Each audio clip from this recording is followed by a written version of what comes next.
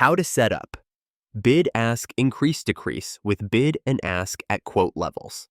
Start by opening the Indicators tab and going to Orderbook. Add 3 indicators: ask, increase, decrease, bid, increase, decrease, bid, and ask. For the first indicator, open Settings. Change 5% depth to full quote level. Switch market type to spot. Then hit OK. Repeat the same steps for the bid, increase, decrease indicator by going into the settings. Now for the bid and ask, open Settings. Set smaller than to quote level. Switch type to spot and confirm. Once applied, zoom out the chart to spot key insights. A rise in bids aligns with bid increase, often sparking an uptrend. A rise in asks matches ask increase, which can signal downtrends or sideways movement.